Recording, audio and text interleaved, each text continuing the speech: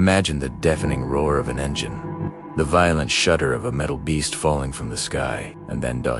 silence. In 1972, this was the terrifying reality for the passengers of a flight over the vast, unforgiving Amazon jungle. When the plane came down, it seemed all hope was lost. But amidst the wreckage and the dense, emerald canopy, a single heartbeat remained. One person, against all odds, survived the initial impact. His name is a testament to human resilience, but his story is what legends are made of. Waking up alone, he was thrust into a world he couldn't have imagined, a world both beautiful and deadly. The Amazon jungle is not just a forest, it's a living, breathing entity. For this lone survivor, it was an alien planet. The nights were the hardest. A symphony of unfamiliar sounds would erupt from the darkness, the guttural calls of unseen predators, the rustling of leaves signaling something was moving just beyond sight, the incessant drone of a million insects. Sleep was a luxury he couldn't afford, replaced by a constant, gnawing alertness. He was a guest in a kingdom where he was not welcome, and every shadow seemed to hold a threat. Fear was a constant companion, a cold knot in his stomach that tightened with every strange noise. When the sun finally broke through the dense canopy, it brought a different kind of challenge. The oppressive heat was suffocating, a heavy blanket that sapped his strength and made every movement a monumental effort. The air was thick with humidity, yet finding clean drinking water was a desperate daily quest. He had to learn the rhythm of the jungle, and learn it fast. His civilized life was a distant memory, replaced by primal instincts. Survival wasn't a choice. It was the only option. In this crucible of fear and desperation, a remarkable transformation began. He had to shed the person he was and become someone new, someone capable of facing the Amazon and living to tell the tale. We're about to journey with him, step by agonizing step, through this incredible ordeal. He awoke to a world of green and silence. The twisted metal of the plane was gone, the cries of his fellow passengers replaced by the chirping of birds. He was utterly, completely alone. Disoriented and injured, the first wave of shock gave way to a powerful, primal instinct, the will to live. But how?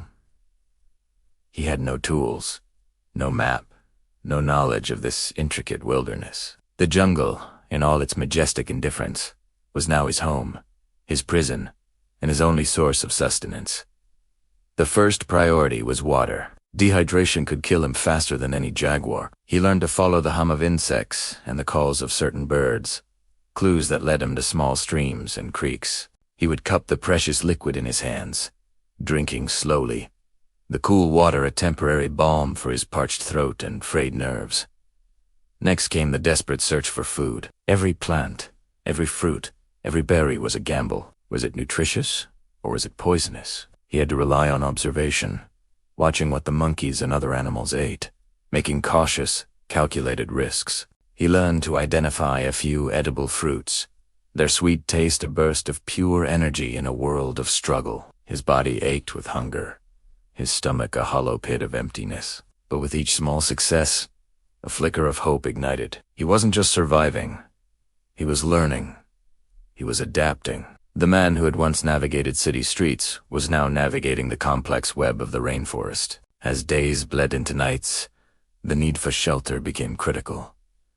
The jungle floor was a dangerous place after dark. He gathered fallen branches, large leaves, and vines, clumsily constructing a rudimentary lean-to. It wasn't much, but it was a barrier between him and the unknown terrors of the night. It was a space he could call his own, a tiny pocket of perceived safety in an overwhelmingly hostile environment. Weeks turned into a month, then more. The calendar of his old life dissolved. Time was now measured by sunrises and sunsets, by the pangs of hunger and the relief of a full belly. His body grew gaunt and scarred, a roadmap of his struggle. He battled infections, insect bites, and moments of profound despair. There were times when giving up seemed like the only logical choice, a sweet release from the constant struggle. But then, he would look at the sunrise, feel the warmth on his skin, and a stubborn fire would reignite within him. He refused to let the jungle claim him. He had to keep going. One morning, after what felt like an eternity, A new sound pierced the familiar chorus of the jungle. It was faint at first, a distant drone that was distinctly unnatural. He froze, listening, his heart hammering against his ribs. Was it real, or was his mind finally playing tricks on him? The sound grew louder, a steady, mechanical hum. It was an engine. A plane. Scrambling with a surge of adrenaline he hadn't felt in weeks, he burst out of the dense undergrowth and into a small clearing, his eyes scanning the sky. There it was, a tiny speck against the vast blue canvas, flying low over the canopy. Hope, raw and overwhelming, flooded his entire being.